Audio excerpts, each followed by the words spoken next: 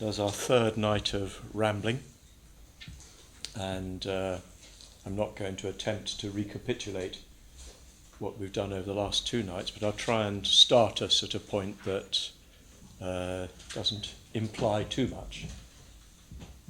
I started in the first talk referring to a very important meeting between the Buddha and another wanderer, a wanderer from a different sect called Vacchagotta.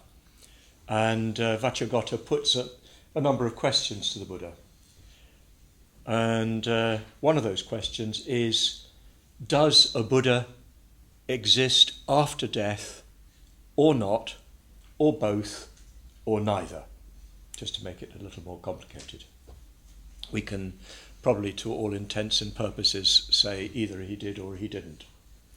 And what we saw was that the Buddha, if I said refused to answer any of those, it would suggest that he had an answer and wouldn't give it.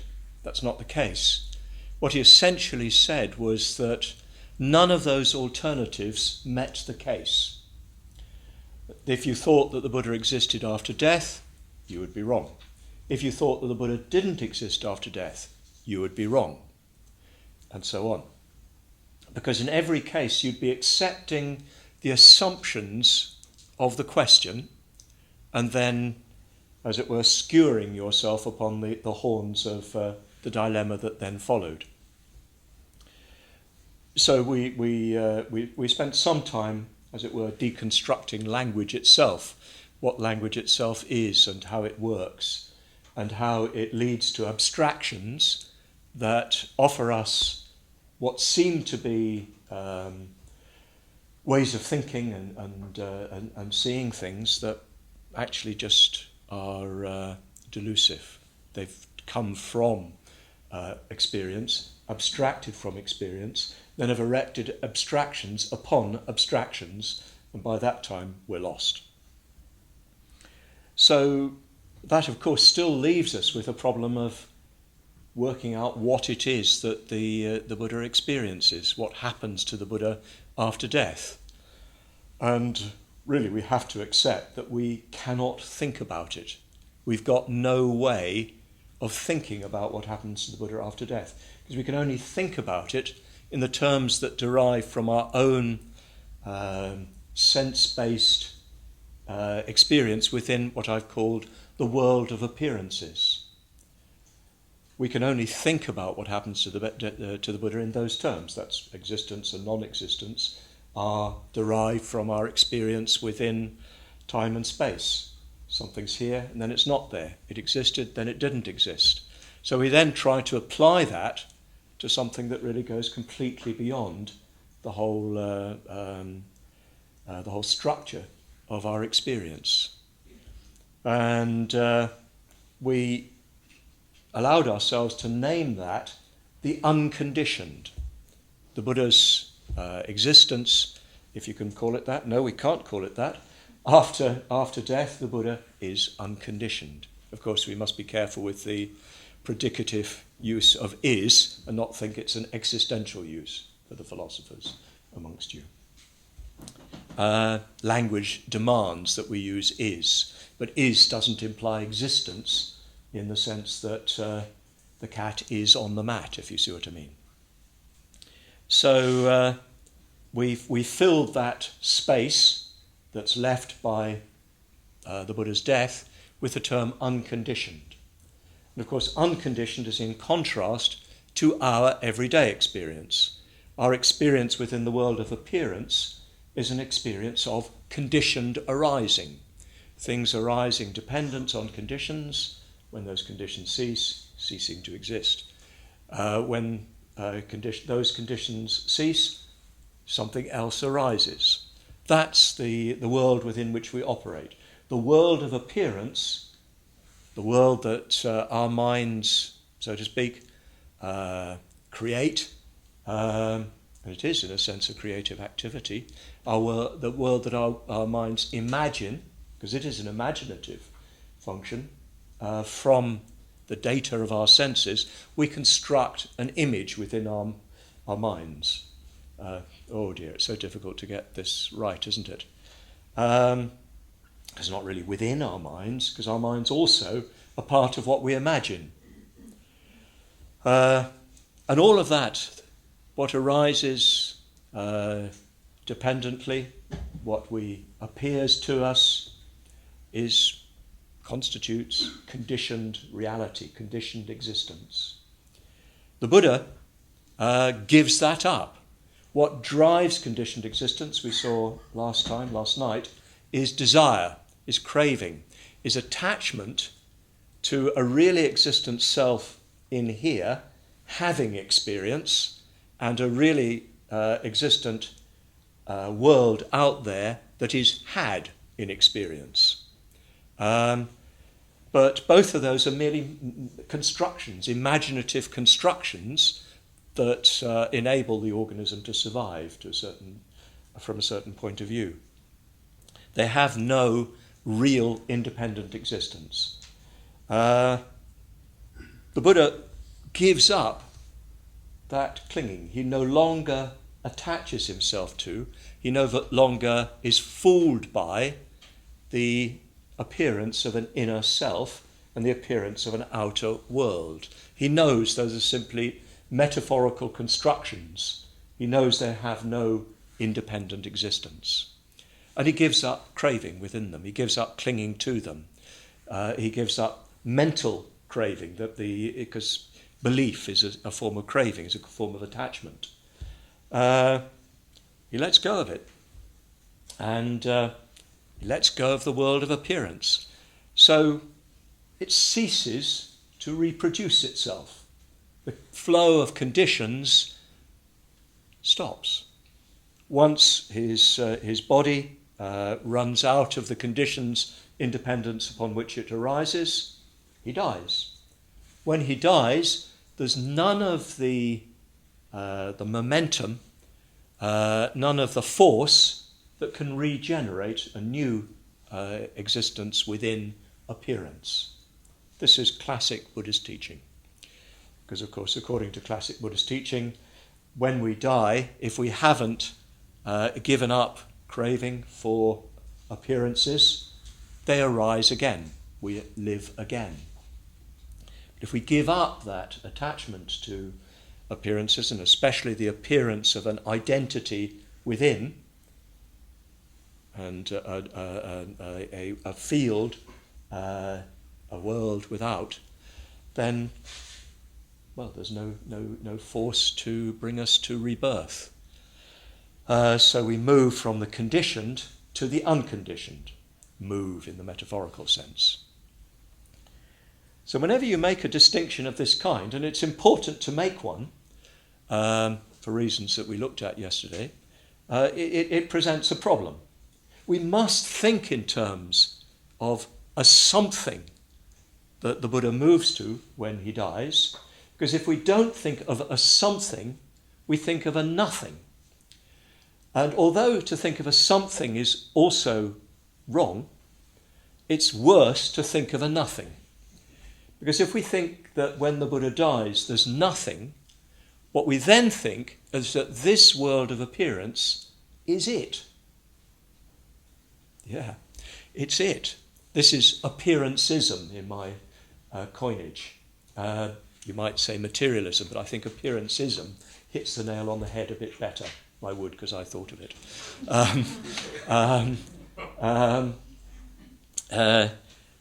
We think that what appears is reality, and that there's no reality beyond it, that this is the sum total of reality. That's what happens if we think that when the Buddha dies, it's the end. We just think appearances stop, the projector is turned off, and the lights go out. Do you want to make yourself comfortable? You'll need to be comfortable because I'm going to talk. So yes, we need to think of something that lies beyond appearance. Of course, notice my metaphors. I'm using the word beyond, and of course, as soon as we think of beyond, we think over there. Beyond the windows at the back, there's the road. So immediately make a sort of spatial a picture, in a way. We think beyond the conditioned is the unconditioned. Of course, it's just a metaphor, but what else are we going to do? I've got to fill an hour with talking. So if I don't have something to talk about, if I don't use metaphors, I can't go into this. So I'm just warning you, here be dragons. We're stepping into territory that is, in a sense, philosophically and therefore spiritually extremely dangerous. And, tiptoe as you go through here, because angels certainly fear to tread here. What does that make us? Oh, yes. So it's really important to put some sort of positive content to what happens to the Buddha after death. Otherwise, we put a negative content to it, and that is much more detrimental. But what we do when we put a positive content there, but we hedge it about with all the sorts of caveats and footnotes and conditions that I've been trying to do. We try to make it clear that there is something there, but not in the way that we usually understand something to be there. I hope you're all sufficiently confused. So we make a distinction between the unconditioned and the conditioned. We, as it were, our experience is bounded ordinarily by conditioned arising. We experience appearances. We are an appearance that is conditioned, and we identify with that. And beyond that is the world that the Buddha, especially after his death, experiences and, so to speak, dwells within. So to speak, experiences and, so to speak, dwells within. So we make that distinction. But as we all know, as soon as you make distinctions in thought, you have a problem. The problem is, how do you relate them to each other? And already one or two people have asked me, well, how do you get from the conditioned to the unconditioned? What's the relationship between the conditioned and the unconditioned? The distinction to begin with is, as it were, a spatial one. You think of a place called the conditioned, with a nameplate over the door. And then you think of another place called the unconditioned, with a nameplate over the door. Of course, you know that they're really quite different, and so on and so forth. But you cannot but think, how do you get from one to the other? So I'm going to look at 3 different ways in which we can think about how we resolve this distinction in thought, this necessary distinction in thought, and thereby gain some orientation for our lives, so that we can live out a Dhamma life.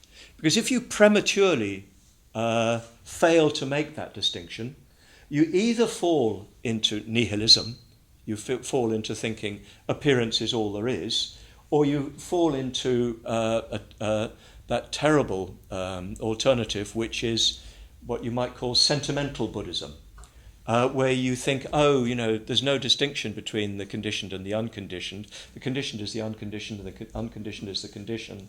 So everything I do is unconditioned, which is just really sort of self-delusion. It's very common, unfortunately, in Western Buddhism, because we know more than we ought to know, if you see what I mean. We read high expressions of the Buddha Dhamma, and then we apply them within our own rather kindergarten level of Dhamma practice. So the spatial distinction needs to be resolved. We need to hold the idea of an unconditioned, but we need to see how we, so to speak, to use the spatial metaphor, move from the one to the other. So I'm going to offer you 3 ways of thinking which really determine three different aspects of practice, and which I think if you can understand what I'm getting at, you'll find do play themselves out in the ways we think and talk about Dhamma practice. So let's continue first the spatial metaphor. Got the unconditioned and we got the conditioned.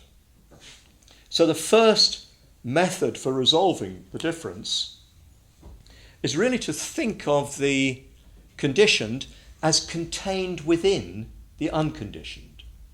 Yes? So we think of the unconditioned as a vast space, maybe an infinite space, and within that infinite space is a conditioned. We're dealing in metaphors which are inevitably simplistic and inevitably derive ultimately from our everyday experience. We have no other choice. Language, thought are derived from our ordinary sensory experience. We have no choice. But what we're trying to do is to, as it were, trick our thought into transcending itself.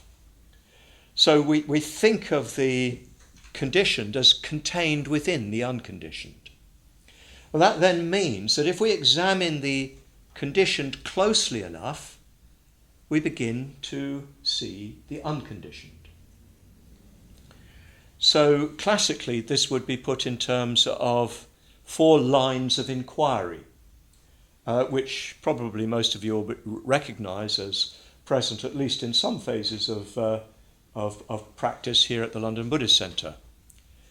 For instance, you begin with an inquiry into impermanence. You begin with an inquiry into the fact that conditioned existence is inevitably, necessarily impermanent. That one appearance gives way to another appearance, gives way to another appearance. That every facet of appearance is moving, is changing, is shifting. It comes into existence, so to speak, and passes out of existence. Although when we start to examine it even more closely, we notice that there's no point at which it has come into existence and then passes out of existence. So when we say it comes into existence, we have a sort of sense of a balance point where it's done the coming and hasn't started the going. But actually to come is to go, and to go is to come, if you see what I mean. As soon as as something starts to appear, it starts to disappear. Its appearing is its disappearing. And of course, its disappearing is the appearing of something else. So we use this observable feature of our appearancing, our experience within appearances. And don't forget, our experience within appearances includes the appearance of an I that is experiencing the appearance, if you see what I mean. I'm part of the appearance. So you take the fact that things come into existence, they end. Talk begins, it ends. After the end of the talk, a class begins, a class ends. Oh, you know what I mean. Just thinking about our dear friends who've left us. I'm remembering this fire station, when it was a fire station. Remembering this shrine hall when it was an engine shed, and there was a pit for the mechanics to look at the underside of the fire engine, just about where you're sitting over there. But don't worry, we put concrete on it so you won't go through. And it's where we brought the Rupa up.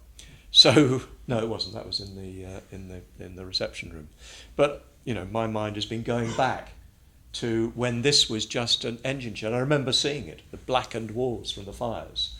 But through a lot of work by a lot of people, it's been made into a shrine room. It's come into existence, and of course, one day it's going to go. Hopefully, not for some time, but inevitably, at some time, it will go. I've seen the great Buddhist sites in India, which are just a pile of stones.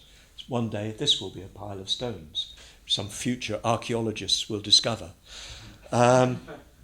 Everything's like that. I needn't labour the point. In fact, I've probably done so already. And if we begin to reflect on impermanence, on impermanent things, not just on impermanence as an abstract idea, but noticing things coming and going, we begin to break down the interpretive framework that we impose upon our experience that gives to them a solidity, an independence, an existence that they just don't have. We begin to see things flowing, you could say. We begin to see that it's not so easy to say where the boundaries lie between one thing and another. It's more difficult to say it's this and not that, because the boundary is simply a boundary in thought. It doesn't exist in the appearance itself.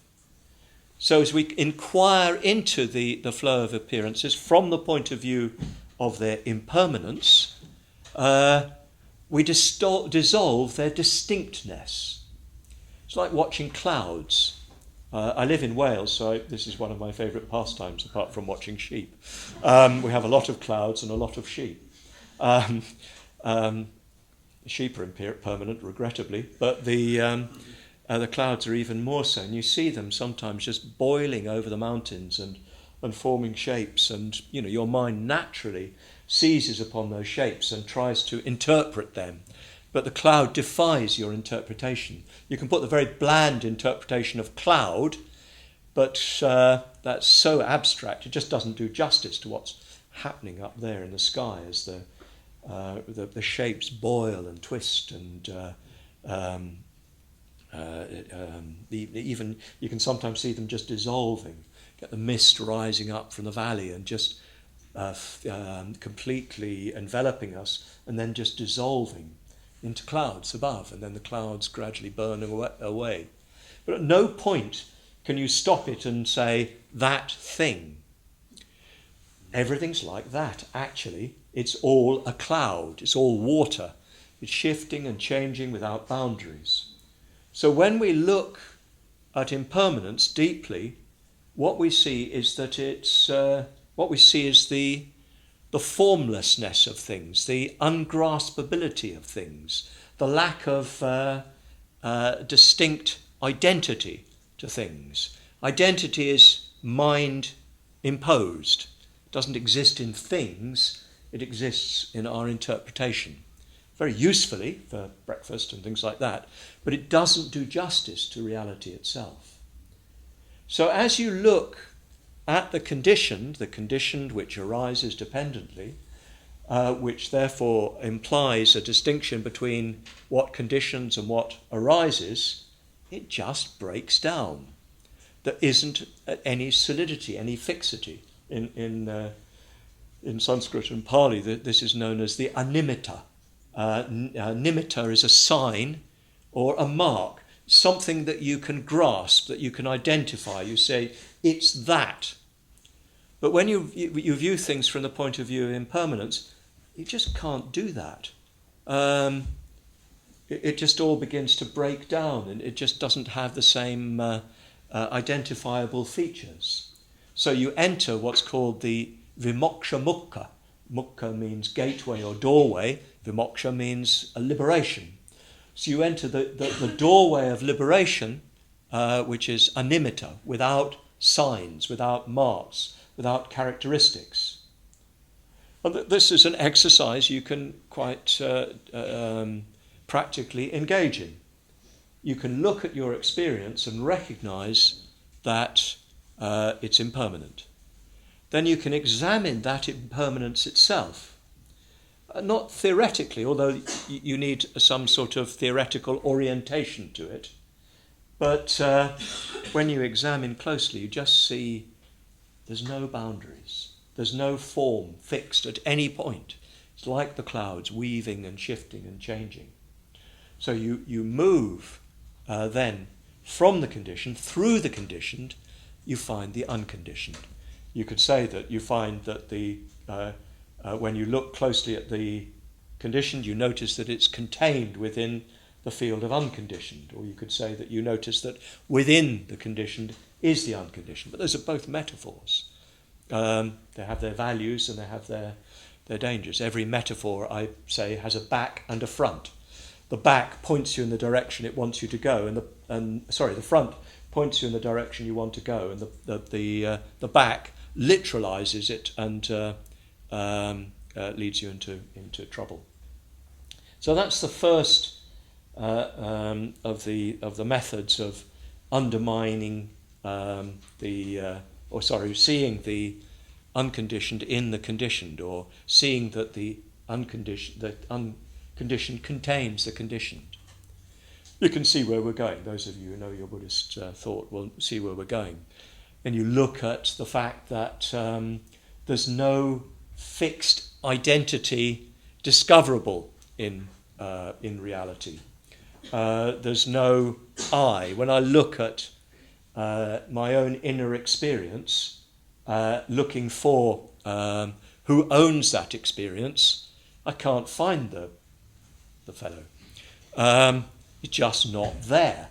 I can look as hard as I like, but all I find is a congeries of processes, physical processes, emotional processes which change minute by minute, mental processes, thoughts that come and go with lightning-like rapidity, desires that surface and disappear, and that even if, as it were, the same desire appears, it's never the same desire, because it's always differently contextualized. Even consciousness itself is flickering and expanding, contracting, changing colour, changing shape, metaphorically speaking. There's nothing fixed in there. At the same, there's nothing fixed out there. So when we look at the fact that the conditioned lacks any identity, internally or externally, we arrive at the experience that is known as shunyata. Shunya is the Sanskrit word and Hindi Pali word, which is still used in Indian languages for nothing. Shunya is the Hindi, Marathi word, Gujarati word for naught. So you give your telephone numbers, shunya shunya ek, no, which always blows me away as a Buddhist. But of course it doesn't sound like that if you're using those languages. But it's used in Buddhism. Shunya is used to indicate this experience of lack of identity. The fact that there is no fixed identity discoverable within the conditioned. And that recognition that there is no fixed identity discoverable within the conditioned is itself an experience of the unconditioned. When you experience the shunya nature, shunyata, shunya, emptiness, ta is a suffix that just simply is the same as ness or iti. When you experience emptiness in this sense, you're experiencing the unconditioned. You're experiencing the fact that the conditioned world is contained within a framework, so to speak, of unconditioned. It is really itself unconditioned. It's just a construction that we put upon the unconditioned that gives us the illusion that it is conditioned. And this experience of shunyata is one that you can have some glimpse of. If you investigate closely any phenomenon, whether internal or external, you'll come to a point where you recognize there's no discoverable independent identity. So moving on, there's the characteristic of conditioned existence that it cannot provide abiding satisfaction. It is, in the traditional term, dukkha. Dukkha is said to, it's probably a false etymology, but it's rather a good one. It's said to come from the conjunction of du, which is a suffix that means bad, wrong, and so forth, and ka, which is a root meaning wheel. So it's dukkha is said to be like an ill-fitting wheel. You imagine you're in a car which has got a flat tyre, and as you go along, you can feel it going bunk, bunk like that. And that's what life is like, actually. It does sort of move along so often, because you're so interested in where you're going, you don't notice that the wheel doesn't fit. But if you pay any attention, and sooner or later you will, you'll notice that actually it's a bumpy ride. And of course this is just a metaphor, so we want to recognise there's something rather larger than just the wheel doesn't fit. It's the fact that whatever the circumstance, whatever the condition, whatever the assemblage of conditions, there's always a bum note. But somebody somewhere is singing out of tune. Somebody's not got the rhythm of things. One of the colours is just not right, and so on. Something doesn't add up. Yes, it's a very neat way of thinking, but we know it doesn't quite fit. And especially, of course, we know that in relation to desire. However beautiful she or he is, they're never perfect.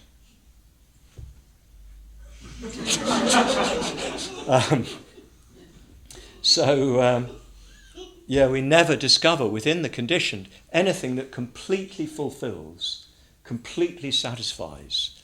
And if we really sort of take that on board, it leads us into the gateway to liberation, the vimoksha mukha, that is called the apranihita. Apranihita is translated usually as something like directionless. The way I think of this is that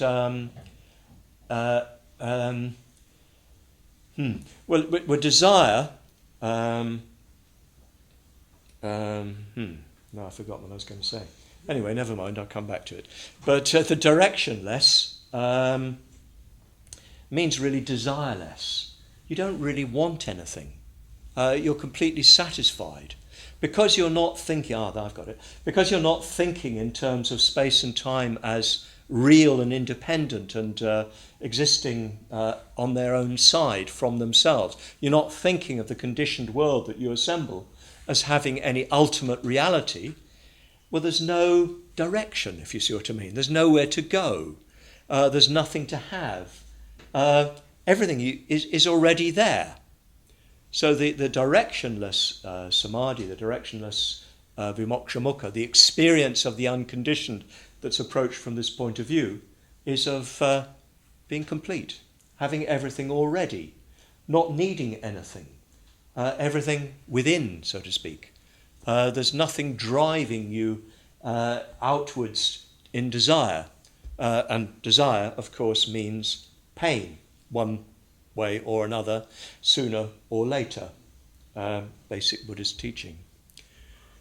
So these are the modes by which we explore our appearance-based experience. We explore it as impermanent. We look deeply into its impermanence. We search into its impermanence, both in terms of reflection and reflecting deeply upon it, even putting it to the test, asking ourselves, is it really impermanent? Is there anything anywhere that is static, that is permanent? Looking at those things that we get hung up on and discovering them as impermanent. When we do that with sufficient sort of force and intensity, it pushes us through to a quite different kind of experience. An experience that is, to a greater or lesser extent, unconditioned. Again, we look at the fact that there is no identity. Everyone's always concerned about their identity these days. We're getting more and more complex in our delineation of identity. But in the end, identity is simply a construction. And if we look closely at identity, whether it's social identity, national identity, gender identity, or whatever, they're constructed. When we look at the world around us and see the identity of objects, they're just constructed, mentally constructed. They have no independent reality. And when we really see that, when we investigate deeply, and sometimes we investigate with great systematic precision even, we inquire into what constitutes me, so to speak, with laser-like precision, looking at the body, recognizing there's nothing in the body that's static, looking at the mind, recognizing in the mind there's nothing that's static, then recognizing there's nothing else. And if you can do that with sufficient sort of force and intensity and uncompromisingly, you break through into an experience of shunyata, which is a joyous experience of the openness of things, in which there's no need for identity. Identity is constructed, unreal, and unnecessary. And again, when you examine conditioned existence from the point of view of its unsatisfactoriness, both in its immediate sense and its deepest sense, if you meditate upon that, if you reflect upon that, if you put it to the question, you interrogate it with sufficient force and intensity and a confidence, you break through into desirelessness, the experience of complete peace, satisfaction, being nobody, going nowhere, not wanting anything, not needing anything, just completely at peace. There's another one could add, which I think is very important, which is if you inquire into the sense of the unattractiveness that's always present, even within the most attractive phenomenon. If you inquire into your own experience of aesthetic experience within the conditioned world, if you inquire into that aesthetic experience, even those things that you find deeply attractive, aesthetically speaking, you'll find there's a sort of question, a sense of limitation, a sense of something not quite complete. And I think the greatest aesthetic experience sort of has a natural tendency to throw you beyond itself, if you see what I mean. When you examine that painting and you see its aesthetic quality, if its aesthetic quality and presumably the sensibility of the artist is sufficiently great, it sort of throws you beyond the painting itself into an experience that, in a sense, is beauty itself. So, you sometimes get that gallery experience of being sort of caught by a painting and pulled through the painting, and then everything around you, when you look away from the painting and walk through the rest of the gallery, everything is revealed by the state that you've been drawn into by that particular painting. It can be almost surprising sometimes. It's the same with poetry, with music, and so forth. They have a tremendous power to pull you into the world of beauty, and then to push you, so to speak, beyond the merely conditioned presentation into an experience of something that's more, as it were, unconditioned, at least to some extent. And the Buddha himself very clearly recognized this, that within the conditioned there is beauty. But whatever beauty there is, and beauty perhaps we should think of more as aesthetic, because beauty doesn't sum up as the aesthetic.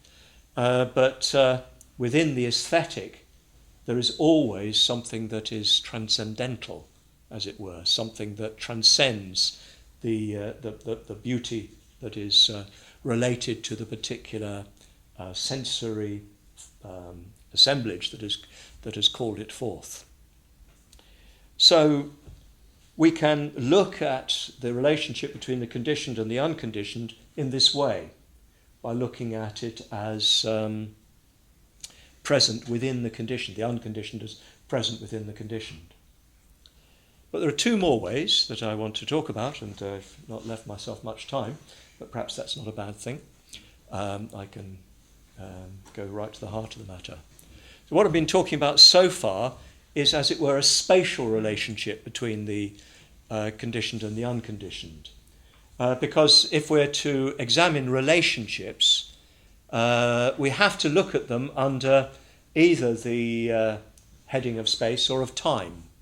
Do you see what I mean? All our experience is bounded by space and time, and all relationships have to either be spatial or temporal. This requires quite a bit of exposition, but I hope you'll at least take it away and think about it.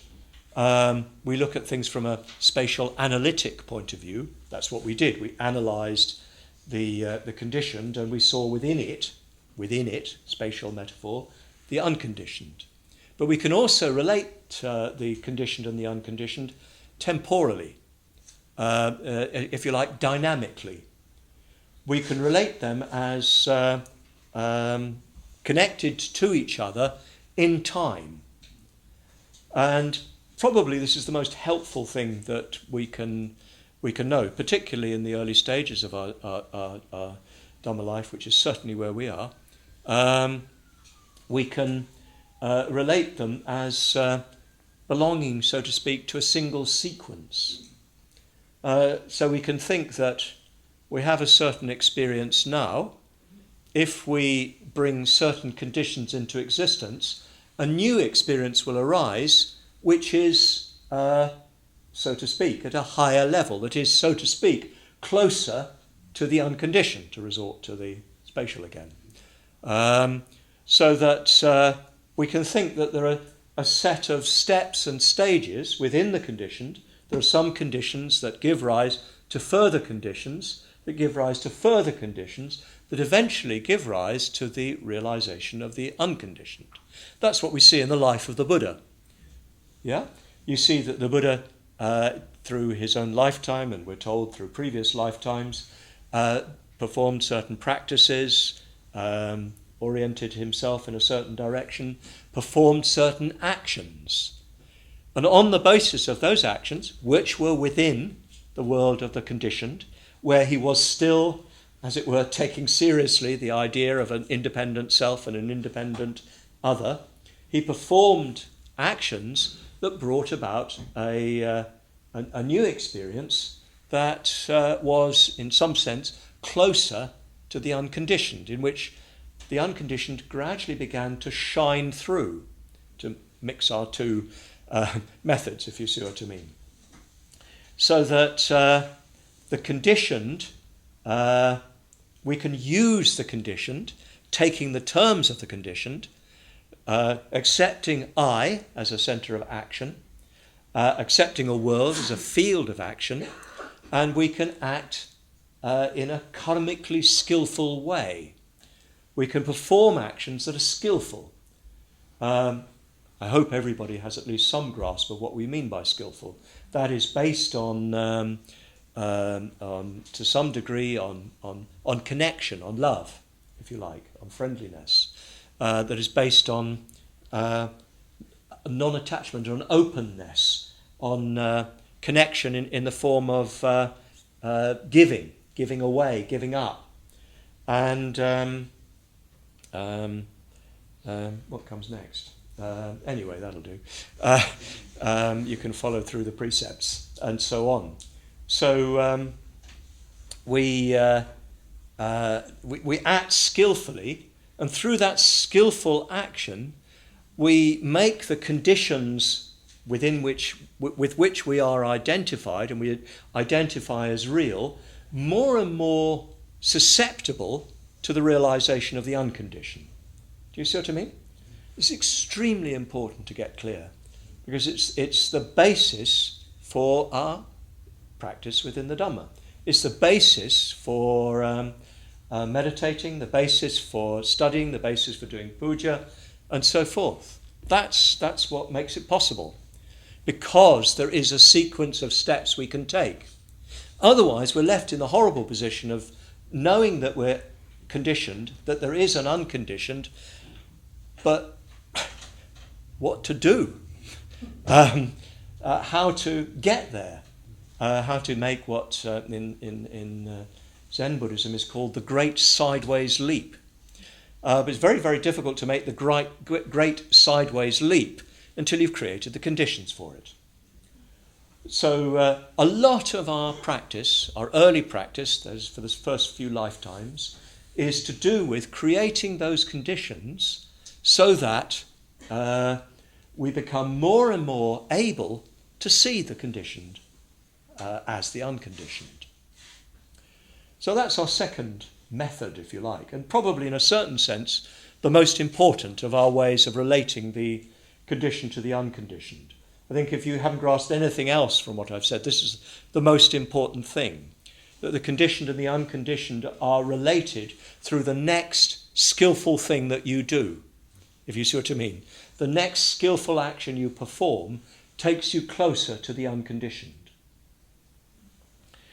But there's another side to it that I want to conclude by mentioning, because I think it prevents us from thinking of that process of moving from the conditioned to the unconditioned as a rather sort of imperialistic enterprise of selfish sort of force moving yourself up, because that's kind of counterproductive. And this is a bit more mysterious, and I haven't decided how I'm going to talk about it. But let me just say that it's to do with the fact that, in a certain sense, it's not that only we move towards the unconditioned moves towards us. The unconditioned is moving towards us. Most of the time we're able to shake it off and push it away, because so firm is our belief in the conditioned that we don't allow the unconditioned to sort of pull us. There's a kind of tug of war going on between the conditioned and the unconditioned, and we are the rope strung between the two. And it's extremely important what I've just said about making those steps towards it, because we are still convinced by the formulation of a self and a world. But it's increasingly important for us to recognize that, in a certain sense, the unconditioned, is moving towards us, or is moving us towards it. It's difficult to do any more than just speak of that metaphorically. I suppose you could say that, from what I said in the first case, that when you look deeply into the conditioned, there is the unconditioned. Well, that tells us that even in the midst of being thoroughly identified with conditioned reality, unconditioned reality is pressing in on us all the time. So, for instance, you get that strange experience of mixed feelings when disaster strikes, when she finally says, "I cannot live with you any longer," and your heart breaks in two. At the same time, there's a little voice inside that goes, "Hooray!" And they're almost exactly balanced. Even when somebody dies, oddly, and one hardly dares admit it, when somebody dies, there's a strange sense of sort of elation. I remember this very clearly from both my parents dying. Died old, and you couldn't sort of feel that there was something tragic about it in an immediate sense. But, they're my parents. I loved them. But in both cases, I felt this sort of opening up. Very mysterious. Because in coming to see death in front of you, coming to see a particular dead body, the mind just cannot comprehend. It just cannot comprehend. Death is not an experience that life can know. You can know that sort of formally speaking, this is now a dead body, but you can't comprehend. And somehow or other it lets a great burst of light through that usually we very quickly shut down. And particularly we may even feel rather ashamed and embarrassed about it, because you're not supposed to feel elated when your mother dies. But I think if we're honest with ourselves, in almost all situations of catastrophe, when something ends, when something stops, there's a sudden gleam of something beyond that, which you can't put a name to, but which makes your heart strangely sing at the same time as your eyes are weeping. And this can happen in the most curious of situations. A period of my life, I don't know why, but I'd find that I'd be just talking to somebody and suddenly I'd feel ripped out of myself. There's nothing to do with the other person. And it's a bit difficult then to sort of engage in a conversation with them. But all the time, the unconditioned is defying the conditioned. It's as if with enormous labour we sort of create an artificial structure with, bits of old wood and old tin that we tack onto it, and bits of canvas that we wrap round it. And all the time it's sort of falling apart. And every sort of moment of our experience reveals that it's a ramshackle thing. It's a put-together thing. I mean, of extraordinary sophistication and complexity. Think of the complexity of construction that creates atom bombs and iPads and things like that, and that creates our extraordinarily complex society, and that that we're sort of assembling out of our experience with an appearance. All the time we're constructing appearance on the basis of our assumption that appearance is reality. And all the time it's bursting apart. All the time it's defying our construction. As fast as we put the tarpaulin over it, it's blown off. As fast as we erect the scaffolding, it falls down. As fast as we tack the patches on it, it dissolves. As fast as we put the sticking plaster on it. Anyway, I won't pursue the metaphors. It defies our best efforts. This constant story that we tell ourselves that reconstructs our experience, it just increasingly won't do. So the unconditioned is permanently, all the time, there. It's the way things are. They are animitta. They have no marks. They are shunya. They have no identity. They are apranihita. They have no direction. They are shubha. They are ultimately, supremely satisfying, beautiful. That's the way they are, all the time. And all the time that is, as it were, pulling us, pressing in on us. And probably, for every one of us who's come here, it's that's pulled us here. Whatever name we give to it, that's that pulls us here. I know that from my own life, which is now long enough to have a sense of a trajectory, and to think back to a young man, stumbling and wandering through life and trying to work out what the hell was going on. And this strange, unnameable pull. And no, not that, not that, not that. And all the things that convention was presenting to me, I just couldn't take. And only when I came across the Dhamma did I feel there was a way forward to that that I longed for. I couldn't have put a name to it. I think it presses upon all human beings. The sort of sense that you get in the middle of the night. Yes, but there has to be something else. There has to be something more. There is something more. usually because of the materialist, appearancist culture which we're surrounded by, which heavily reinforces our investment in appearance, we quickly suppress that feeling, or we view it negatively. We view it as despair. I think a lot of despair, even dare I say it, depression, is actually sort of a longing for the ideal that has no direction, no shape, no way of unfolding. So it's not just that we have to move towards the unconditioned, and we do.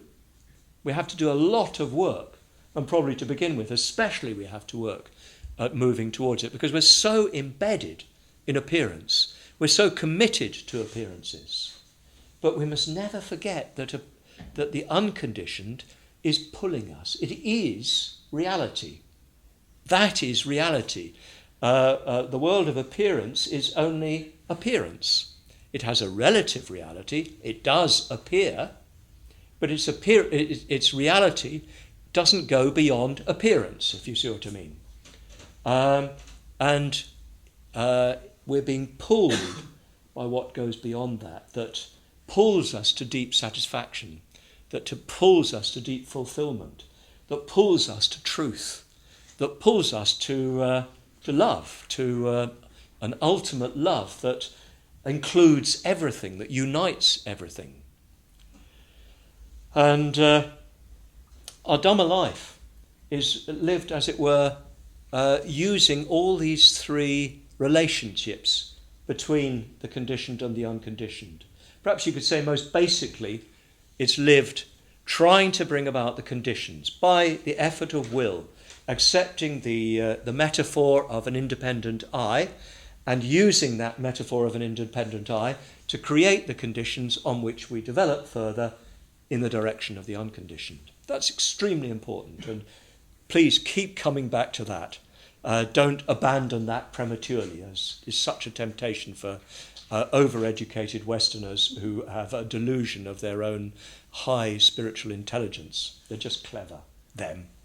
At the same time, work to see within your experience within the conditioned, your experience within appearances, to see glimpses and gleams of the unconditioned by examining the real nature of appearance. This is not a fancy thing. It's not a philosophical thing. It's an experience. If you look at your experience, it is impermanent. You don't have to have a degree in philosophy or anything of that kind. You don't even have to be literate. I have very good friends in India who are not literate, who are extremely wise in these ways. The Buddha himself was probably illiterate, and probably his education would have been a traditional one, as it were, of his particular tribe. But highly intelligent and able to see reality by looking at his experience. Look at appearance and recognize that appearance is just appearance, and that through it, metaphorically speaking, is the unconditioned. And then always be alert for the unconditioned's movement towards you. Its pull upon you. Its call to you. The famous vocation in the middle of the night, being called to something further, something more. Particularly one feels when one's young. One feels it very strongly. But quickly one becomes embedded in conditioned identity. And it's usually then only when you reach crisis of some kind, whether externally generated or internally generated, that you begin to open up. But feel for that. Believe in it. We need, if you like, to put it this way, to believe in the unconditioned. Of course, we have to know that the unconditioned is merely, in the end, a conceptual construction that points to something that is beyond our appearance-based experience. But we need to believe in it. And I think this terminology of the unconditioned, if we use it judiciously, with a certain sensitivity to the the problems within it is useful to us.